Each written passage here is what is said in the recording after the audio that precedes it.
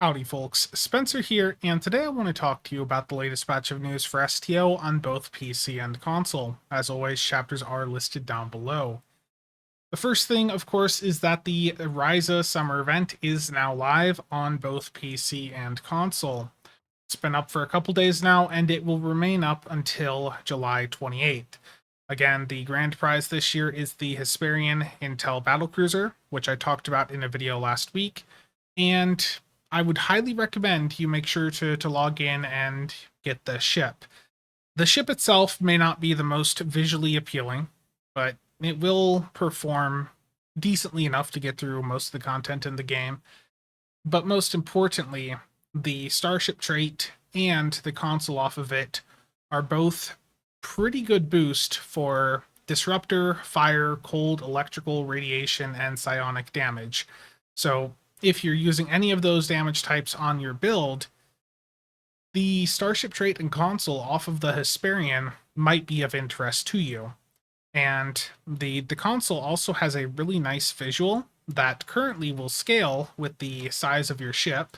So over on Tribble, I did use some Lobby over there to buy it out just to test it and all that. And the fire looks quite ridiculous. In fact, I'm going to zoom out here. I'm going to do set region FOV space. I'm going to go to 150. That's really large FOV there. And I'm going to hit the fire console, and you can see what it looks like. It's it's like a dragon's breath. So the size of this flame will scale up with the size of your ship. When I use it with something like the Durgath here, which is the KDF version of the Enterprise J, it is quite large. And the other fun thing about this console is that its cooldown rapidly decreases as you have more engine power. So if you're on a standard energy weapon build where you dump all your weapon power, or you dump all your power into weapons and then the rest into engines, you're going to have this console back up quite often, even without using things like unconventional systems. This console will just be up quite often. So it's got some really good passives on it, and it looks like the clicky might also be pretty fun to use. So definitely make sure to log in and get your daily progress. Again, the summer event is active until July 28th, and you just have to participate in one of the qualifying events on the summer map in order to get your daily progress. The one that I'm going to be doing each day here is just going to be flying high. And for that one, you simply need to pick up a floater from the vendor here. You can also open up the event store and pick up a floater through this window here. You can also buy the low nut favors off of the exchange from other players so that you can get one of the better quality floaters. The better quality floater you have, the faster you're going to be able to move around and do things. And the most expensive, for those of you not familiar with this stuff, is going to be 1,000 low nut favors. Get one of the impulsive ones, or like the Endorian one up here, or the stem bolts one, and those are going to give you the best speed. And again, for flying high, it's quite simple. You pick up the mission, you activate your floater, and you just go through these little tracks that appear around the map. You can use WASD to do this, or if you're on PC, the thing that I generally prefer to do is just use my mouse. So I'll hold down right click and then left click, and then I just move my mouse in the direction that I want to move, and that will take me in whatever direction I'm holding those two mouse buttons down on. As you can see, it's not really that difficult. You just have to do 3 of the little tracks around the map here. Sometimes they'll be spread far apart on the map, but quite often you'll have a couple that are pretty close together. So see here, I've done 2, and now I just have to go and do a third one. And looks like it is up here.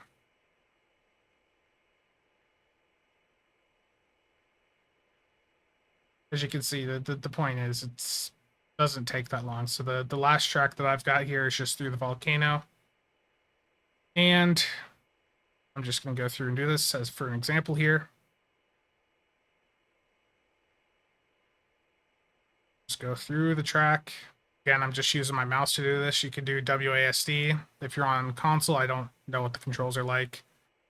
And then once you've done 3 of them, go and hit the site transport button and beam back to resort. And then you're going to turn in the flying high mission to the NPC you picked it up from. And then that's your daily done for the day. So once I do that daily, I am basically right back off of the map. So that is how much work you have to do each day to get your daily progression done. So again, it's not really that difficult. And like I said, the secondaries on the ship, the starship trait and the console, are pretty good. And if you don't pick them up and you ever work on a build using these damage types, you may regret not picking it up. And yes, right now there's not much in space that does psionic damage, but Jonathan did say on 10 forward that there will be things in the future. So this will be good to have long term if you're looking to mess around with some different types of builds. The next bit of news is that they have started up some summer sales alongside the start of the summer event here. So from the 28th through July 4th on all platforms, there is a 25% sale on everything in the C store. This is a good sale for some items, but it's not the best sale for everything. Specifically, if you're looking at picking up any bundles, I would wait for a better 35% bundle sale in the future.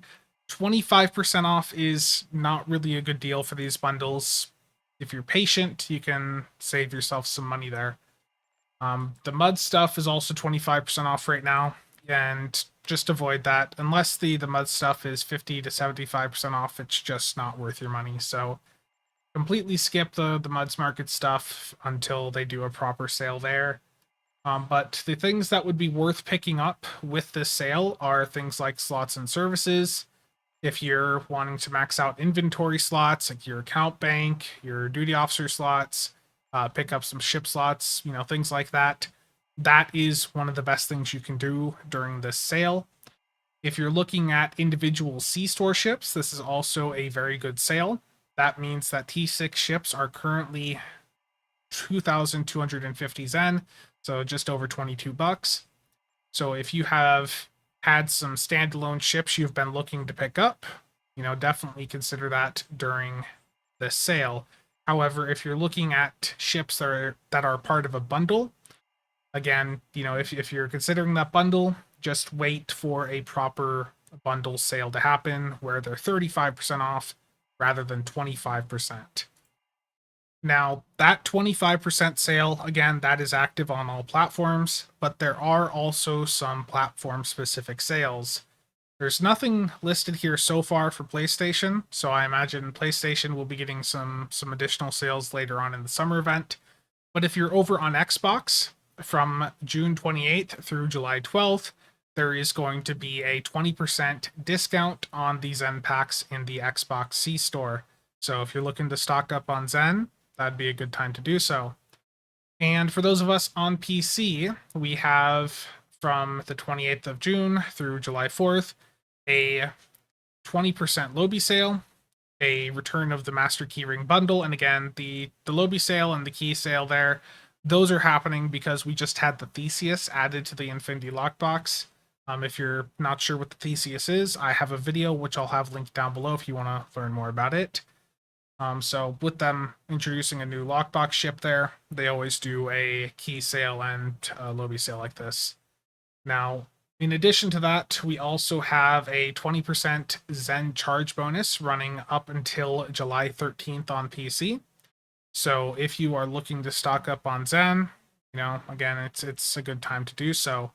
We did just recently have a 30% Zen charge bonus a couple weeks ago, I think, but they don't run that one that often. So if you missed that, I would just take advantage of the 20% bonus here. If you're playing through ARC, what that means is that if you're buying the $200 Zen package, you're going to get 27,000 Zen. So if you've been looking at stocking up, take advantage. And for those of you over on console, the Connie 3 is now available. There is a promotional pack event running from June 28th through July 19th. And there is now a permanent price reduction on the cost of the R&D and Duty Officer packs in the C store, which means that the promo packs, while they're available during these limited time events, are going to be cheaper. So if you've been wanting to pick up some promo packs or some promo ships, this is going to be very good for you. Wait for them to do a 25 or 30% sale on the promo packs before you pick any up, though. Don't buy them at their base cost. Just wait for them to go on a decent sale there. But the Connie 3 here was a fairly underwhelming ship, and I talked about this, ranted about it on a video a couple weeks ago. I'll have that link down below if you want to check it out. But the Connie is basically just another 4-4 American worker cruiser. It doesn't really have that much going for it. It's just your standard case of cryptic knowing that people are going to want this ship because it's an iconic hero ship from the most recent season of Picard, and it is the new Enterprise per the end of that season. So Cryptic knows that people are going to go nuts getting it, and they weren't too worried about giving it amazing stats. Now, alongside the release of the Connie 3, they did also bring out the advanced R&D consoles for those of you over on console. And most of these consoles, I know there's not been a ton of coverage for these yet. The science ones, I think are going to be a pass for the majority of users. The two that are really going to matter for most people are the PET console and the isomagnetic plasma distribution manifolds. The hanger pet consoles are quite simple. You slot them, they give your pets a damage buff that gets better as your pets rank up. The isomags, on the other hand, are a bit more questionable for people. People aren't quite sure about the value of those. STO Better has done some math on the isomags to see where they beat out the Fleet Spire locator and exploiter TAC consoles. You can't run these isomags at the same time as spires, so it's one or the other. But the Still Better folks have done some math, which I'll have linked down below if you want to check it out. And what they found is that on ships, especially ships where you have a ton more engineering console slots than you have tactical, the isomags can be a really substantial boost. And even though you can't run the Fleet Spire consoles alongside them, you can just use your TAC console slots for universals. You can still run Lorca in the TAC console slot, the Fekiri Torment engine. You could also run the Fleet Colony TAC console still, or the Bellum TAC consoles from the Discovery Reputation store. So there are options there with the isomags, and I'll be talking about these things more in the future. But the main point here is that they give max weapon power, and that does stack with other max weapon power things in the game. And what that means is that on a Connie 3 here, with 6 of these consoles slotted, plus the reinforced armaments console for the 2-piece there, I have 169 weapon power just sitting here. And if I had OSS on this ship, it would stack with that, but this ship can't run OSS. So this is a pretty good console to consider on these engineering heavy ships, and it is possible to get the phaser modifier on them. So the damage buff, you're not losing a damage buff going from Spire consoles to these isomags.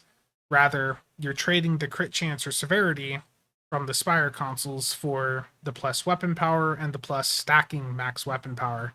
And weapon power can be quite impactful. That's why almost every high-end DPS build you see that's using energy weapons, they've got their weapon power cranked to the max, which you should be doing, and then the rest of their power they usually dump into engines just because speed allows you to get to the next point of the map faster and get you more DPS. So these consoles boosting weapon power is quite nice. The only downside is the phaser ones could be very expensive to acquire. Like if you want to get the phaser ones, there's so many potential modifiers. It is honestly quite crazy. In fact, I'm going to go over and just quickly demonstrate to you all just how ridiculous it can be to try and re-engineer one of these consoles as soon as this character loads. And yeah, I know this news video is a little bit rambly, and I do apologize. That's why the chapters are listed down below. But let me get this demonstration here for you. I am going to re-engineer a Tetrion console, and I'm going to keep going until it goes to a phaser modifier. Again, there's like 40 something possible modifiers right now for these consoles, so they're not expensive to get. You craft them at Mark II. If you see someone crafting them at anything other than Mark II, tell them to stop. You craft them at Mark II. They're super cheap to upgrade. The issue is getting the modifier you want. If you're re-rolling them like this, it can be brutal. I re-rolled a set of 7 of these on stream the other day, and on average, it took like 26 re-rolls per console, so it can be very expensive.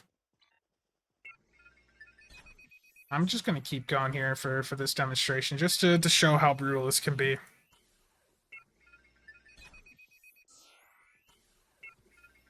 Again, the reason for it is just how many modifiers there are. What I would recommend to you if you're trying to get these consoles, if you get a reroll into something like Disruptor or Plasma, probably just go and sell that on the exchange, and then just grab another random cheap one that someone has posted as some garbage mod like Shield Heal here. It can be brutal. Those of you on console are about to experience this this greatness. I know it's Plasma, but I'm going to stick and keep going till it's Phaser.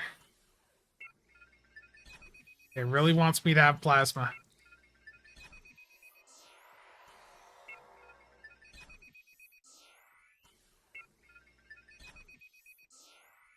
See, this is a good demonstration for you guys, because this is pretty damn brutal.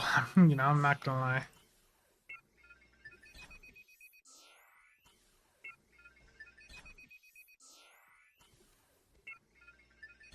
Oh, so close. I'm going to have to grab some more dill here.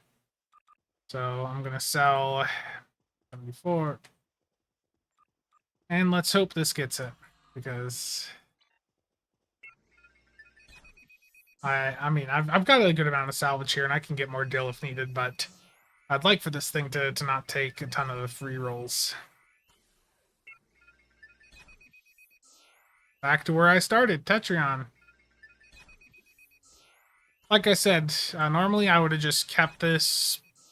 You know, as soon as I got the Plasma, I would have just stopped it and sold that on the exchange, grabbed another one, and repeated the process. But I want to see how long it takes till I get Phaser. That's not Phaser.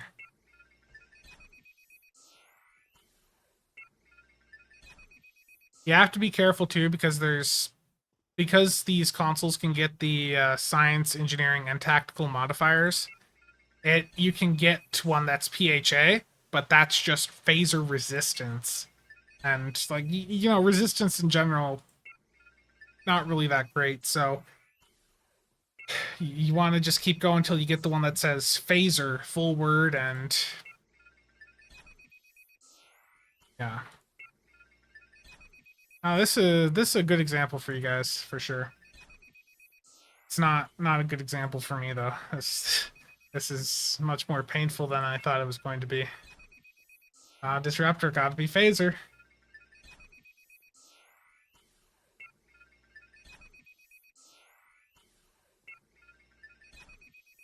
Plasma again.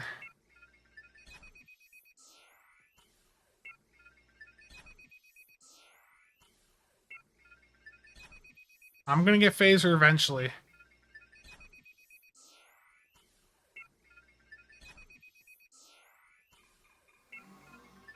I believe. This is going to be a very long news video, isn't it? I know the first segment was already like 6 minutes. The second was like 3, and I'm seeing this one is 10 minutes. Oh, man.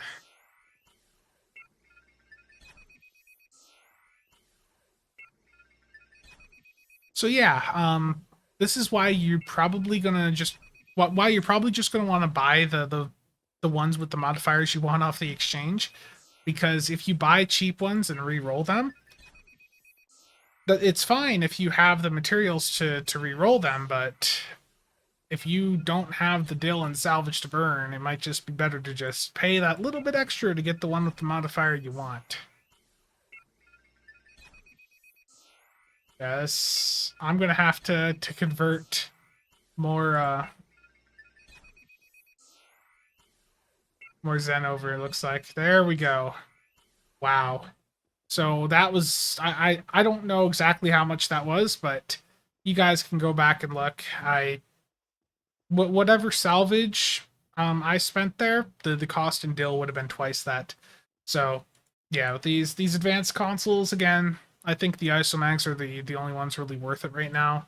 Um, the STO better people, like I said, have a good math breakdown if you want to get an idea of how they compete against Spires, and I'll talk about them more in a future content piece, but those are available on console, and you guys now get to experience the glory of re-engineering all of them. And again, if you're wanting to learn more about them, I do have a video going over how to craft them, which I'll have linked down below. And I'm going to have a video talking about the performance of the isomags sometime in the near future. Just a quick note here, the total cost to re-engineer that one console ended up being 59,200 to lithium and 29,600 salvage. So the reason this is so expensive is because there's so many potential modifiers, and all of the advanced engineering and science consoles have this big list of possible modifiers on it. And the reason is that it gives us many options with these consoles, but it also acts as a dilithium sink. So if you don't have the dilithium and salvage to burn, just go look up under the engineering or science categories on the exchange and insert the modifier you're looking for and look for the advanced console that you're wanting. So if you were wanting phaser, yeah, type in phaser there in brackets under the engineering ship consoles.